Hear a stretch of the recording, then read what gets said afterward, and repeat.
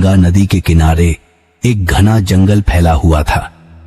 दिन में यह शांत और पवित्र लगता था, लेकिन रात के अंधेरे में यह डरावना हो जाता था। इसी जंगल के भीतर एक प्राचीन कुटिया थी, जहां 3 साधु निवास करते थे। वे तपस्वी के रूप में जाने जाते थे और गांव के लोग उन्हें दिव्य पुरुष मानते थे। हर सुबह वे गंगा स्नान करने जाते और फिर अपनी कुटिया में लौटकर पूजा पाठ में लीन हो जाते। लेकिन उनकी साधना का रहस्य कोई नहीं जानता था। गांव के लोग उनका बहुत सम्मान करते थे। कोई भी परेशानी होती तो गांव वाले उनसे आशीर्वाद लेने जाते। वे बड़े कृपालु दिखाई देते थे और जरूरतमंदों की मदद करने का वादा करते थे। लेकिन कोई नहीं जानता था कि उनके भीतर एक काला सच छिपा हुआ था। गांव से कुछ ही दूरी पर एक छोटी सी बस्ती थी, जहां श्वेता नाम की एक युवती अपनी विधवा मां के साथ रहती थी। श्वेता बचपन से ही निर्भीक थी। वह जंगल में जाकर शिकार करती थी और अपनी मां का हर तरह से सहारा थी। वह निडर और आत्मनिर्भर थी। उसकी सुंदरता की चर्चा पूरे गांव में थी। लंबे घने काले बाल, चमकती हुई बड़ी बड़ी आंखें और तेज चाल। लेकिन यह सौंदर्य ही उसके लिए एक अभिशाप बन गया था। एक दिन उसकी मां अचानक गंभीर रूप से बीमार पड़ गई।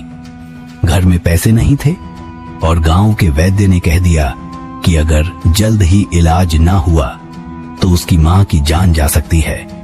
श्वेता घबरा गई। उसने गांव में मदद मांगी, लेकिन कोई भी उसकी सहायता करने को तैयार नहीं था। तभी किसी ने उसे सलाह दी, साधु बाबा के पास जा, वे बहुत कृपालु हैं, जरूर तुझे धन देंगे।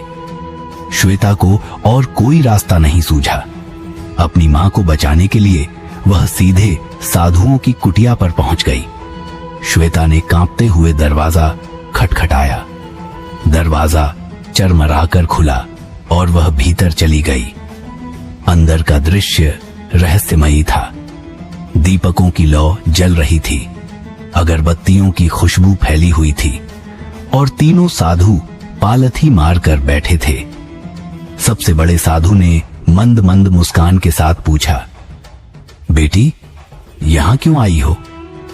श्वेता ने घबराते हुए कहा, बाबा, मेरी मां बहुत बीमार है, कृपया मेरी मदद करें। तीनों साधु उसकी ओर देखने लगे। कुछ क्षणों की चुप्पी के बाद सबसे बड़े साधु ने कहा, हम तेरी मदद जरूर करेंगे, लेकिन बदले में तुझे भी हमारे लिए कुछ करना होगा। श्वेता असमंजस में पड़ गई। उसने डरते हुए पूछा, क्या करना होगा बाबा?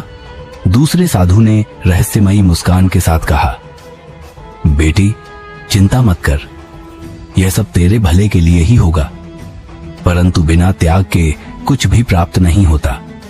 तीसरे साधु ने गंभीर स्वर में कहा, तू धन की भीख मांगने आई है, लेकिन यह साधु सिर्फ धन नहीं देते।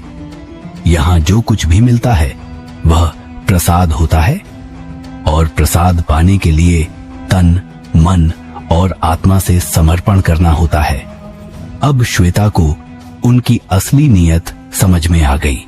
उसके भीतर डर और गुस्से का तूफान उठने लगा, लेकिन मां की बीमारी याद आते ही उसने खुद को शांत किया। उसकी आंखों में आंसू आ गए। सबसे बड़े साधु ने कहा, रो मत बेटी, यह सब तेरी भलाई के लिए हो रहा है। जो ज्ञान हम तुझे देने वाले हैं वह संसार की किसी किताब में नहीं मिलेगा। श्वेता घबराने लगी। उसने पीछे हटने की कोशिश की, लेकिन तभी दूसरे साधु ने उसके कंधे पर हाथ रख दिया। भागने की कोशिश मत कर, हमने तुझसे वचन लिया है। अब श्वेता के अंदर एक नई ऊर्जा जाग चुकी थी। क्या वह इतनी कमजोर थी कि अपनी अस्मिता का सौदा कर ले?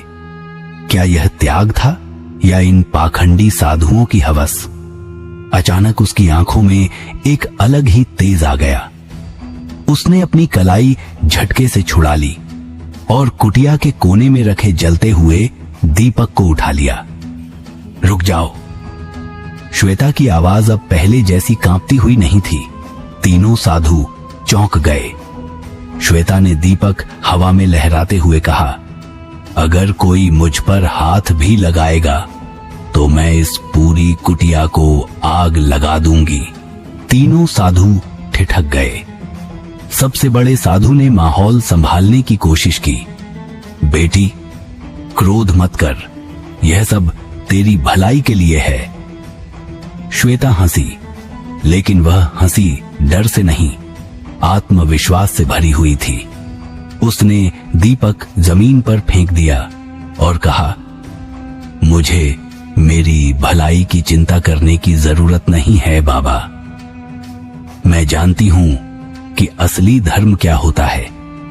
अब मैं गांव की किसी और लड़की को तुम्हारे चंगुल में फंसने नहीं दूंगी। सुबह होते ही श्वेता ने गांव में जाकर सबको साधुओं की सच्चाई बता दी। गुस्साए गांव वालों ने कुटिया को आग लगा दी और तीनों साधुओं को गांव से निकाल दिया।